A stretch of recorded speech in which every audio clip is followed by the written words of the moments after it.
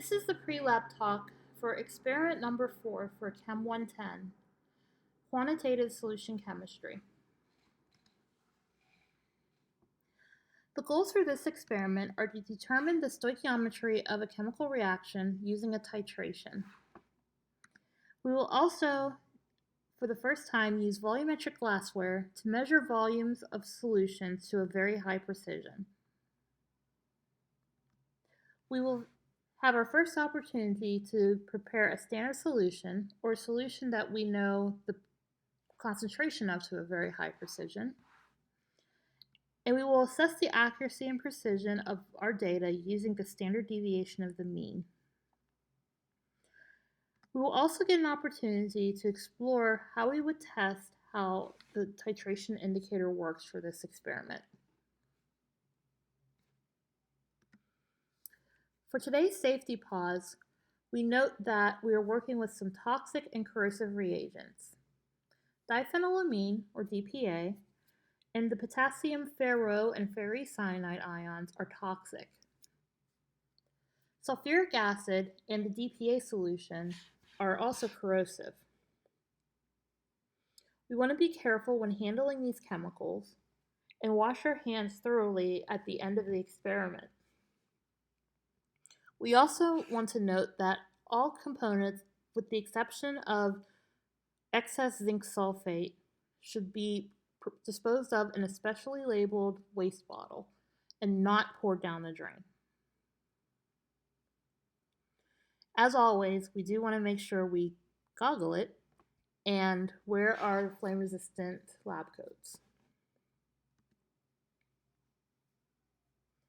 There are many new pieces of new equipment and techniques that we are going to do in this experiment. There are also a few old ones that are going to be pretty useful too. First, we note that we'll be using both the top loader balance and the analytical balance to get a highly precise mass of our granular solid, in this case potassium ferrocyanide. We used this method when we measured the mass of our copper sulfate solids in experiment 3. We'll be using the same technique here as well. There are also some new pieces of equipment that we're going to be using, which will be explained completely when we take a look at the lab video. These pieces of equipment are the volumetric flask and the volumetric pipette and pipette bulb. Volumetric glassware typically have a single mark that if you fill the piece of glassware to that mark with solution, you have a very precisely known volume of that solution in the piece of glassware. For example, we'll be using a 100 milliliter volumetric flask. If we fill up the volumetric flask to the mark on the flask, we know that we have precisely 100.00 milliliters, according to the tolerance that is printed on the glassware itself. As mentioned, we will look at those pieces of glassware specifically in the lab video. Another piece of glassware that we've used before, but can be used to get very highly precise volume measurements, is the burette.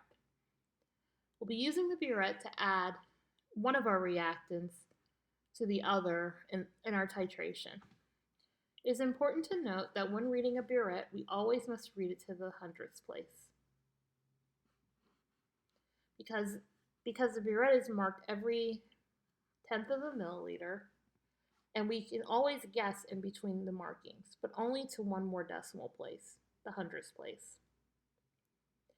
It's also important to note that in this case, when we use our burette, we must first rinse the burette with water and then with the solution that'll fill the burette, in this case, zinc sulfate.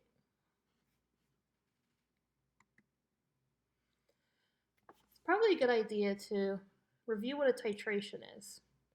You probably did talk about this in lecture. But a titration is what we call a volumetric analysis. Typically, we use a titration to measure some amount of substance in our analyte solution. We do this by slowly adding a titrant solution that has a known concentration. We add our titrant until we reach the stoichiometric equivalence point of our reaction. This is the point at where the stoichiometry of the reaction is fulfilled. You might ask, well, how do you know when you get to the equivalence point? Well, you can use an indicator. Indicators are chemicals, is a sort of chemical system that might be one or more molecules that changes color when a chemical environment changes.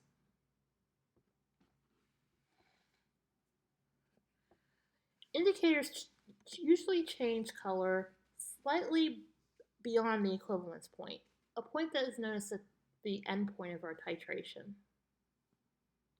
We'll take a look at our indicators solution briefly in a minute.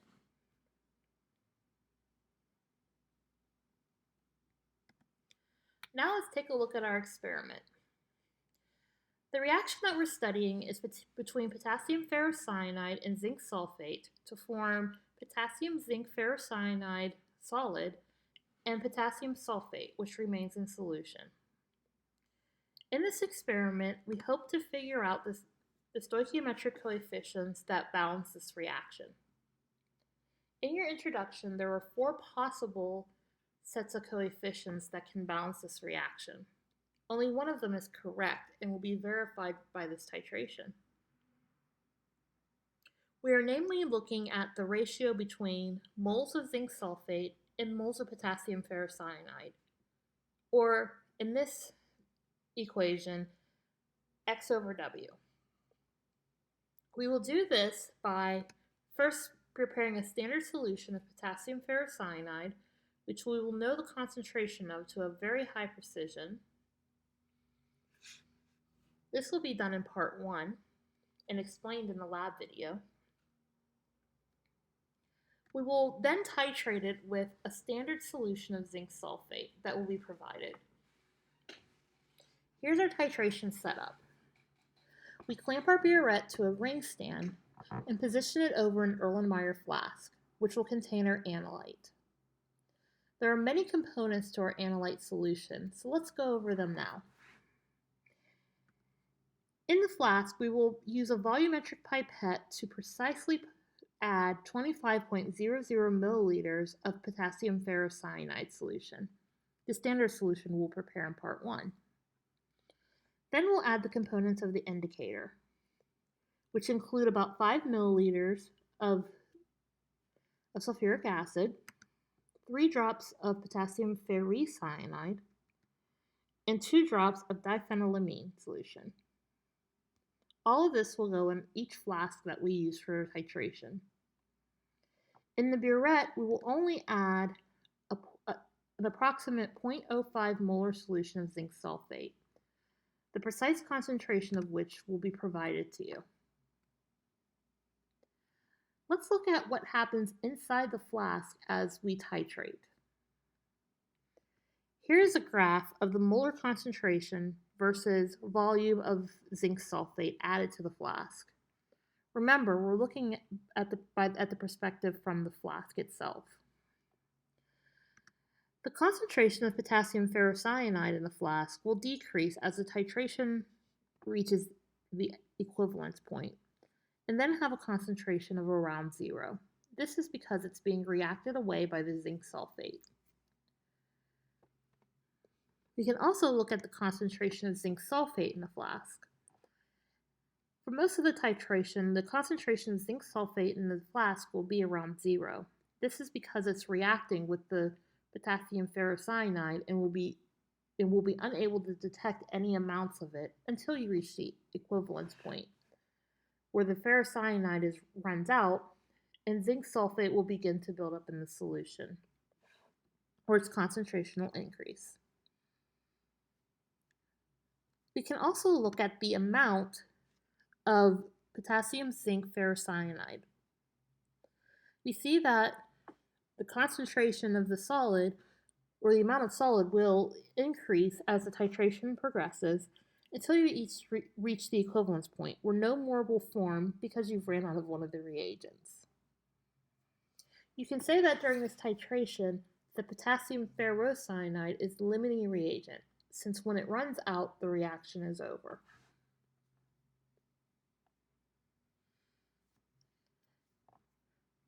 In the video, you'll see the performance of 3 titrations.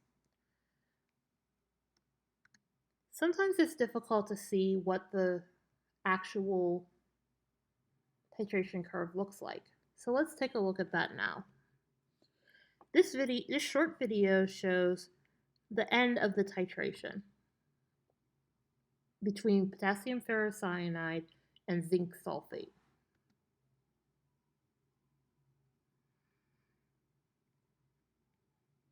You can see that the student is swirling the flask to ensure mixing, and that since we're at the end of the titration, flashes of purple can be seen since you're close to the equivalence point.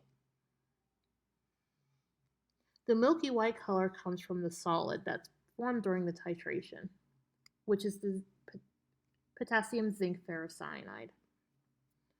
You can see that the color goes from a milky white color to a milky bluish purple color. This is the color change we're looking at to end our titration.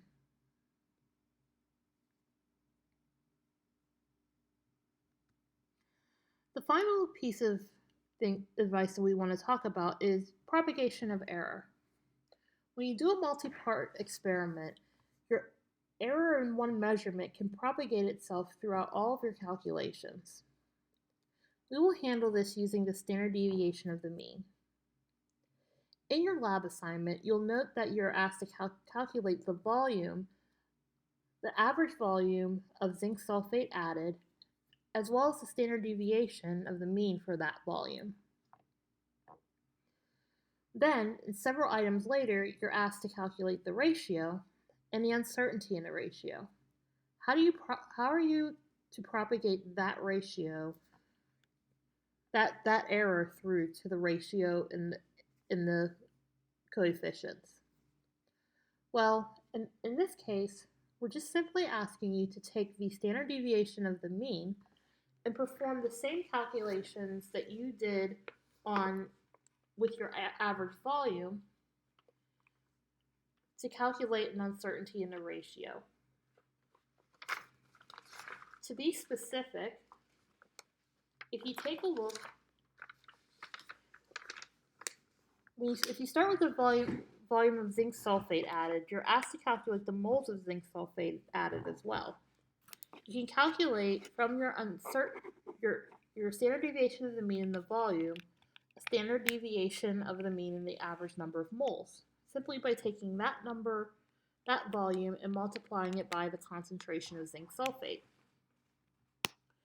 To get the ratio, or the uncertainty in the ratio, you would then divide the uncertainty in the moles of zinc sulfate by the moles of potassium ferrocyanide in the flask. This will give you an uncertainty in your ratio. You're now ready to go ahead and take a look at the lab video.